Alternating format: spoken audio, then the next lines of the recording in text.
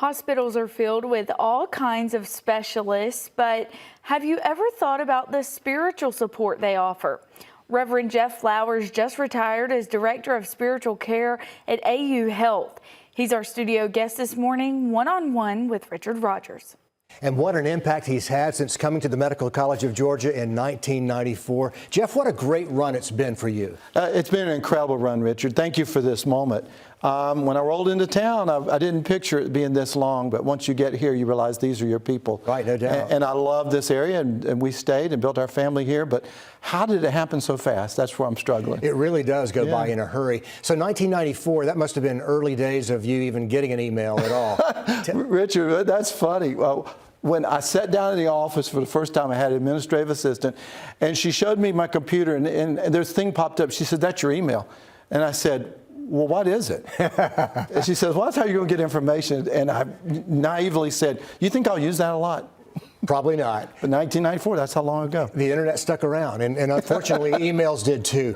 What kinds of things did you find yourself doing over the years as a chaplain, and even more than a chaplain? Yeah, one of the first things I noticed, Richard, was the mission of Augusta University, MCG at that time. I've been through the name changes too. Yeah. But I came to MCG, and I noticed the mission, and that we're a wonderfully diverse population, and we needed to be responding in a diverse way. So I noticed incredible caring people, great technology, wonderful science here, and a loving community. And so immediately my goal was just to immerse myself in that. Not try to change anything, but become part of it. And I often say, I never brought spirituality with me to a room. My job was to identify what was already spiritual there.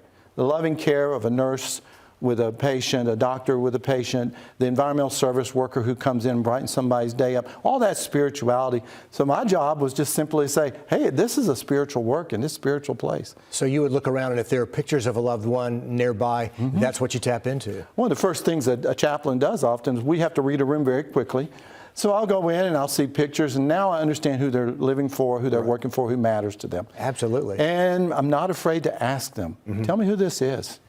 Do you find that spirituality bubbles to the surface when people are facing life and death consequences? Does that become, if it wasn't a priority before, it certainly is now? It certainly is now, and it does. It focuses very, very quickly. And so my job is to kind of keep that conversation going. I'm one of the few people, chaplains are one of the few people who go into a room without any agenda for the patient. I don't come in to give them a medicine. I don't come in to give them a lab report. I don't come in to scan them. I would start with you, and I'd say, you know, my name is Jeff, and I'm here, and I'm one of the chaplains here. Tell me who you are and how you're doing today. What's your story? Right. Narrative medicine. And then more about them comes out with their story and through their story. You're really there then for patients and for staff, which to me sounds like a 24/7 job. Yeah, it has been. It's a labor of love. I want to say that real quickly. But yeah, it's 24/7. I slept with, I have to get past tense now, don't I? Yeah. I slept with a phone under my pillow. Sure. Because I get trauma alerts, and I would get our code blue alerts. And so you're just mindful that people are going through different journeys. And you never know what you're going to walk into when you walk into that room. You never do. You also worked through COVID. What did that look like for you as a chaplain? It was a very interesting time, and there's so many emotions with that. My first work as a resident at Baylor University Health System in Dallas, Texas was in 1984. And I was assigned to the HIV/AIDS clinic. Oh, wow. And it was just starting then. And I have said to my colleagues, I kind of bookended this with pandemics. COVID, when it came, we were kind of excited. We wanted to know what it was going to be. We felt like we were ready. We knew the science was good where we were, but we had no idea how it was going to impact us.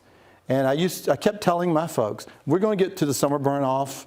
We're going to get to this month and we'll be okay. And about 6 months in, we realized this is here to stay for a while. But deeply spiritual moments.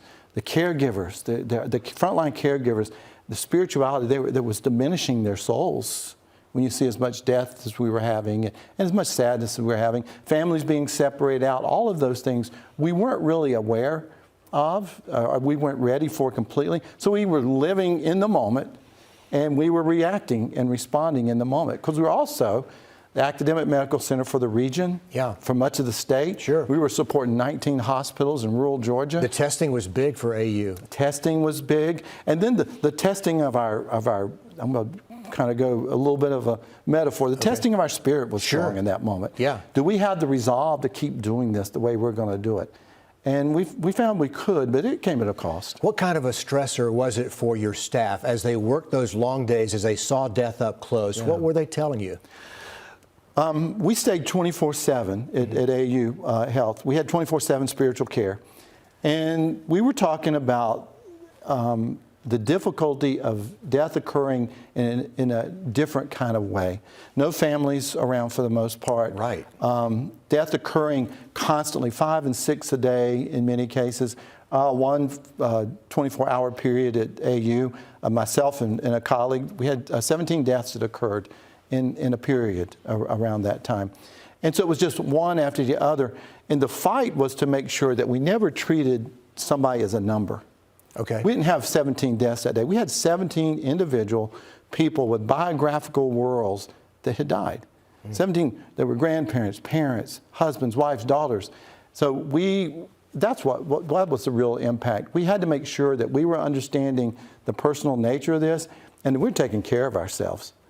So I have a colleague who had 5 deaths in about 3 hours he had worked. And much of that was helping set up telemedicine and doing our virtual visits and helping families virtually say goodbye, then supporting the families. And I went in, put my arm around him, said, "You're an incredible man. I can't believe what you've done today. Go home. Yeah. Go home. Just get out of here. Get out of some here. space. Go out and breathe." And then you've got these staffers who work those long days. Then they go home and they flip on the television and they hear the debate over COVID. Oh, my goodness. It was heartbreaking for us, Richard, especially for our nurses. Huge shout out to our nurses who had worked 12 and 14-hour shifts, and then they come in and work another, and then they hear the political fallout. Hey, this isn't real. Even in their own homes sometimes. Well, come on. This isn't real. This isn't bad. Hey, all those people aren't dying from COVID. All those people don't have COVID, do they? And on the end, we knew what we were seeing. They had just lived a full day of it. Right. To have to go home to that. And you can't describe it. So we did listening sessions. And myself and a colleague named Regina, we held listening sessions for our colleagues. And we would ask them what you just asked me. Yeah. What's it like going home? Mm-hmm. And they would say, "I don't have a word for it. When I go home, I can't describe it. I hear noise. It angers me, so I'm shutting myself off." Well, I'm glad we came through it as well as we did, but I don't want to use this word lightly, the word miracle, but did you ever witness things over all your years that you just could not explain? 100%. I sure did. So there's some great ones that popped to mind. You didn't prompt that, but some that popped to mind. During COVID, there was one particular family where we were having a conversation about end of life, stopping some of the very aggressive treatments, and all of us who had seen it basically had said, "No, he's not going to make it. We need to start preparing the family." And I went in to start talking with the family, and I just started engaging and felt like something interesting was happening. Yeah. And he recovered, bounced back, is alive, well, with his family, came to visit us. That for sure I thought was a miracle. We really thought he was gone. Sure. People that have been in accidents, people that have been, in my work, where you see people and you think that maybe they've died, and they wake up. Now, that sounds a little mystical. I don't want to go too far with that, but I have witnessed some of that. It reminds us who you're working for. It reminds me of something larger than any of us that's at play in this, and that's the gift of my work. I don't try to explain it. I've never tried to have the metaphysical conversation about that. I've just tried to say to people, let's be in this moment. Something special just happened here. You were just handed a baby, and you didn't think you'd ever have a baby, and you're holding your own baby. You were told how many times you wouldn't have a baby? That's a miracle. That's a miracle. Dr. Hatley goes in, I've given him a shout out now. Dr. Hatley goes in, takes a newborn and goes in and recreates a digestive system for this child. It's a miracle. Well, I'd like to beg you on behalf of everybody not to retire, but it's too late. You've already retired. Congratulations on the Thank long you, sir. run. Jeff Flowers from AU Health, the chaplain there for many years. Many more happy years ahead. I know you're going to have to get used to having a week full of Saturdays and then a Sunday. I'm trying to figure that out. This past week, somebody said, you know, the best part is not just that every day's a Saturday, every night's a Friday night. So it's really good. I'm looking forward to it. But AU and the people of Augusta, this is where we're going to live. This is home, and it'll always be in my heart. Jeff Flowers, thanks for stopping by. Thank you.